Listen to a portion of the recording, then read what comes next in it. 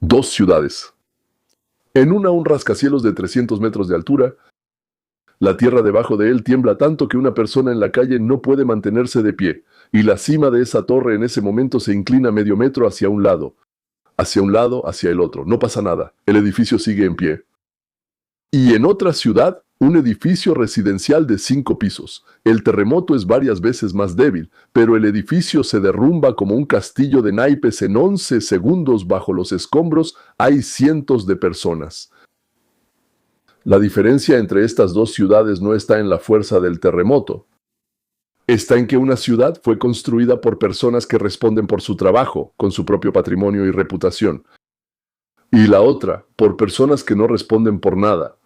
Bueno, además, robaban un poco durante la construcción. Hoy les voy a contar por qué la tecnología por sí sola no salva a nadie. Lo que salva es la responsabilidad. La tecnología por sí sola no salva a nadie. Lo que salva es la responsabilidad.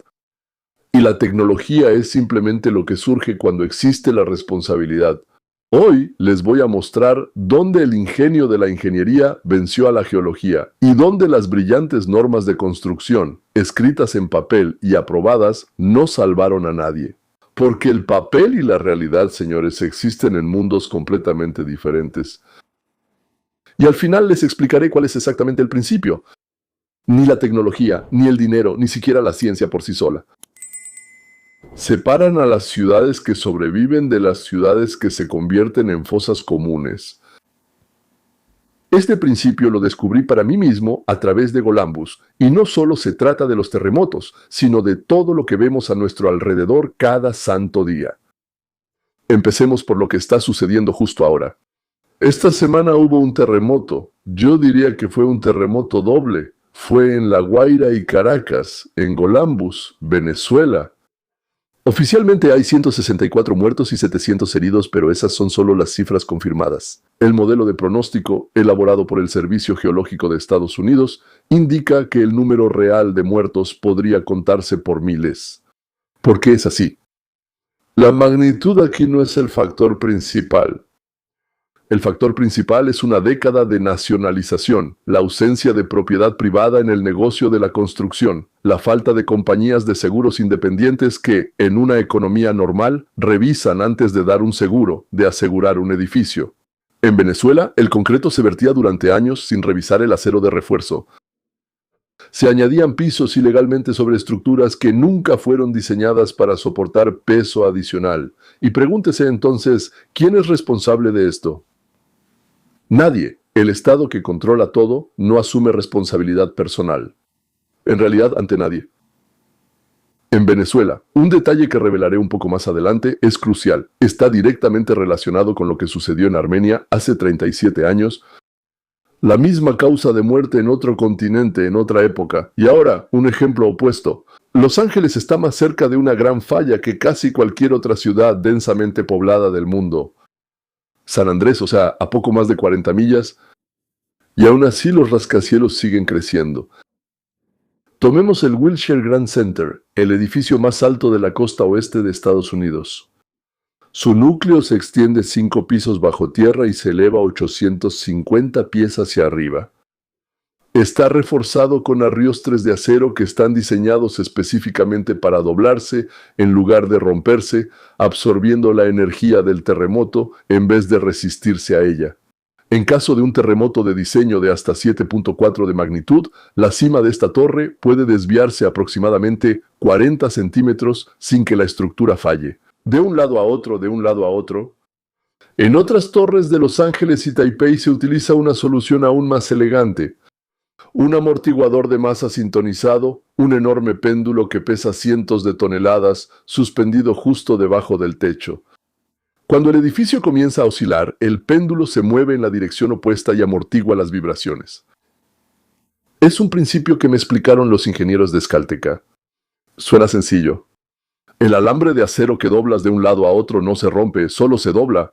Cuanto más alta y flexible es la estructura, menos energía se necesita para evitar que colapse. Pero fíjense, nada de esto es un regalo de la naturaleza. Esto es resultado de demandas judiciales después del terremoto de Northridge.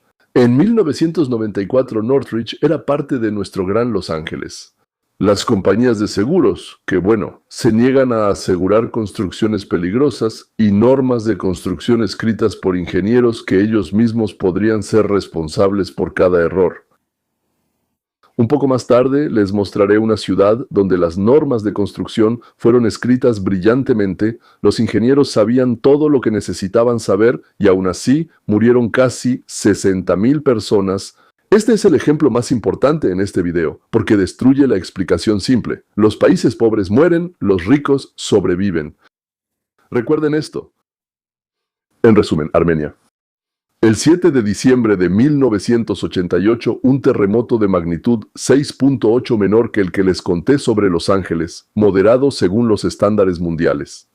Spitak quedó casi completamente destruida, Leninakan, que ahora es Gyumri, colapsaron 96, creo, de 835 edificios y todos fueron construidos según una serie típica soviética específica, que oficialmente se consideraba antisísmica. ¿Cuántos murieron?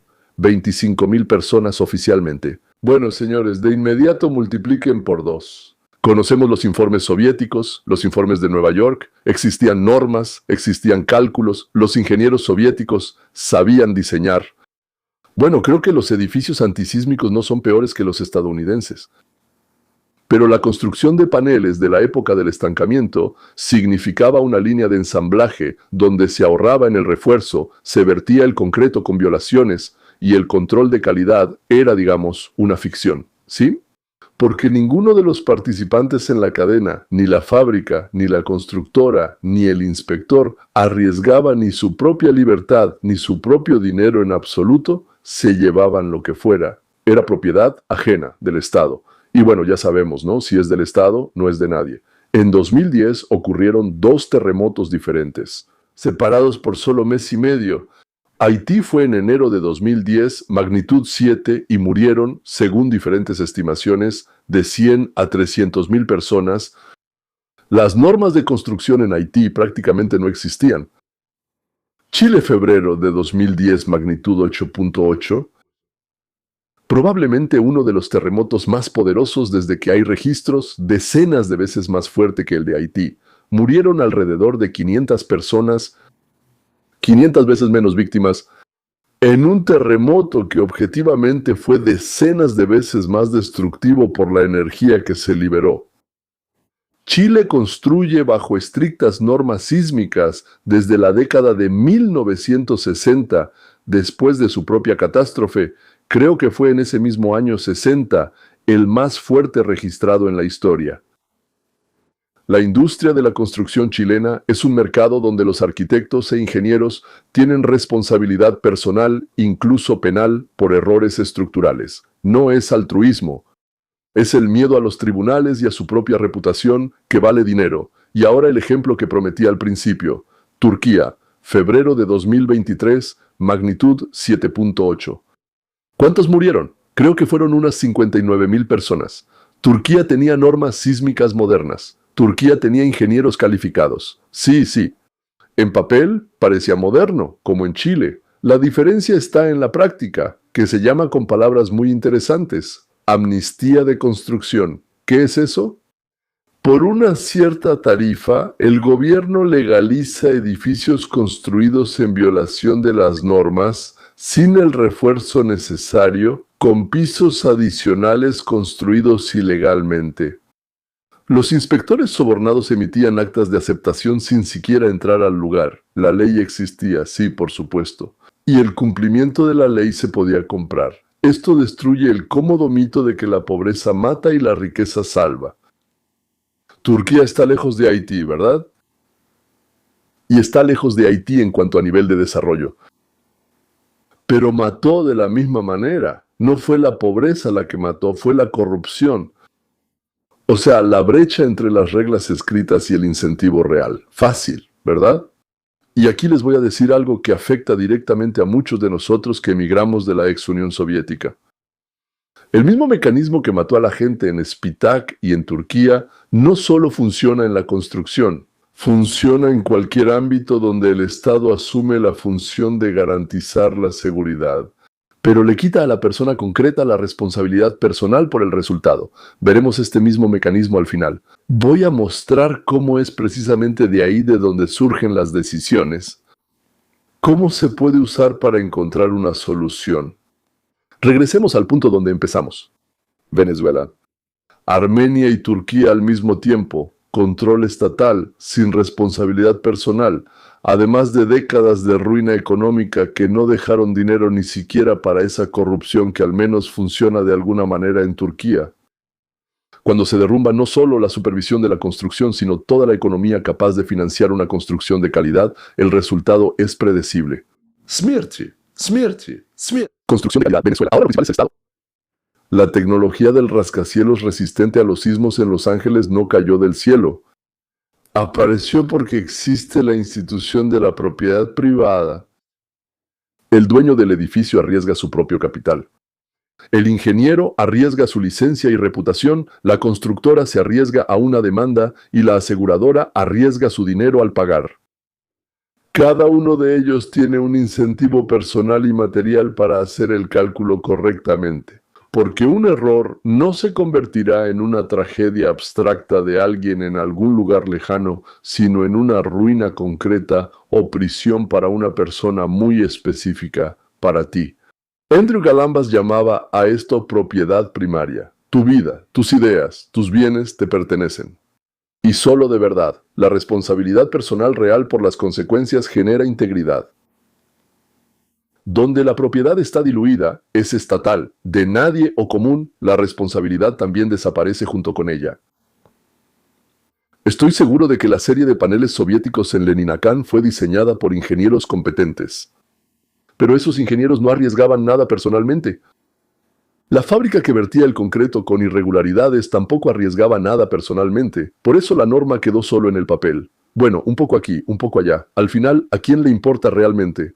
El capitalismo de Los Ángeles es que el ingeniero obtiene ganancias creando valor que objetivamente salva vidas, y por eso le conviene ser privado. Él podría mentir, pero no le conviene.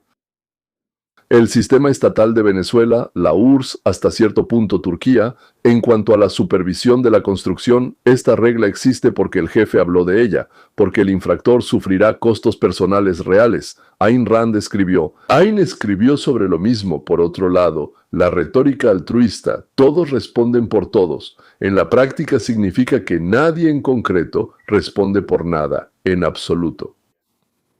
El beneficio personal, encauzado por la ley y el contrato, resulta ser un defensor mucho más confiable de la vida humana que una declaración colectiva de preocupación por ella. Por eso digo que la tecnología no es la causa, sino la consecuencia. La causa es un sistema en el que la persona que toma decisiones físicamente no puede trasladar el costo de su error a otra persona. Y esa es la buena noticia. No podemos detener los terremotos, de ninguna manera podemos cancelarlos, señores. Bueno, claro, podríamos intentar llegar a un acuerdo con el Todopoderoso, pero por ahora es difícil establecer contacto con él. Las placas tectónicas no piden permiso, pero sabemos con absoluta certeza qué sistema minimiza el número de muertos con la misma fuerza destructiva. Porque tenemos Chile, Haití, Los Ángeles y Spitac. Se colocaron las historias una al lado de la otra, como un control perfecto. No es teoría, esto sucedió, es observable. No es necesario, pero esto se puede repetir en cualquier país que decida darles a sus ingenieros, constructores y propietarios lo que tal vez nunca han tenido hasta ahora. Una responsabilidad real, personal e irrevocable por lo que construyen, por lo que hacen. Si les interesa, señores, suscríbanse al canal. Descarguen, por cierto, el libro gratuito en el enlace debajo de este video. Después de suscribirse al boletín, cada día recibirán por correo electrónico un video de 10 minutos y continuaremos estas conversaciones paso a paso. Ahí es donde lo hago. Creo que es aún más divertido e interesante, entertaining, como dicen en inglés, y es muy claro de dónde viene todo. Nos vemos en el próximo video.